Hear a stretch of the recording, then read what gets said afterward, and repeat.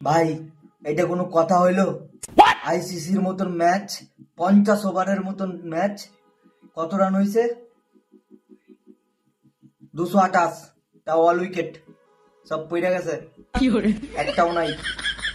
ভাগ্যে ভালো যে আমাদের হৃদয় ভাই আর আমাদের জাকির ভাই ছিল, নাহলে তো এই রানটাও হতো না। ভাবো তো একবার, ওরা যদি একবার আউট হইয়া যাইতো তাইলে রানটা কোথায় দাঁড়াইতো? 1-150, খুব জোর হলে।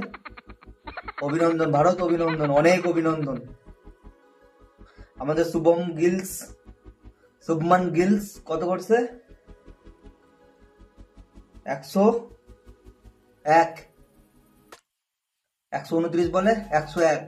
আগের বারে 2017 সালে 129 বলে রোহিত শর্মা করছিল কত?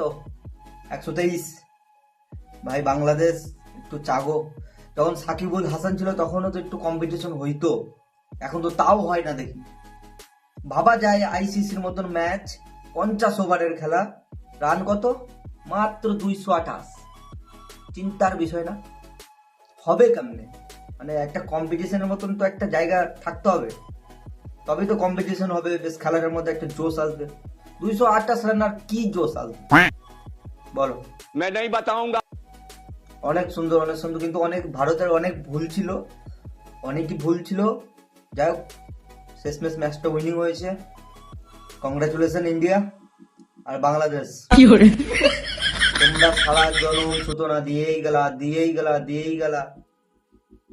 আইসিসি নাকি কিনে নিয়েছে, কত ধরনের কথা তোমরা বলো। কি হইলো এটা?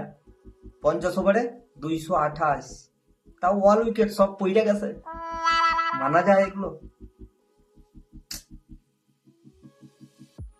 এত দিন পর একটা ভালো ম্যাচ, বেশ প্রস্তুতি ভালো থাকবে, খেলা ভালো হবে, তা না হইয়া 228। এর থেকে তো পাকিস্তান ভালো খেলে। কালকে খেলা দেখছো তোমরা? নিউজিল্যান্ডের বিরুদ্ধে যে খেলাটা হয়েছে দেখছো? তাও অনেক ভালো।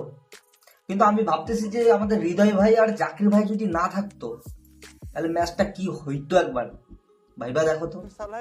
1-150, আমাদের গিল দাদার একার রান, খুব জোর হইলো। আর হয়তো আর কে, আমাদের কি নাম, তোমাদের জ্বালায় সব ভুলে যাচ্ছে।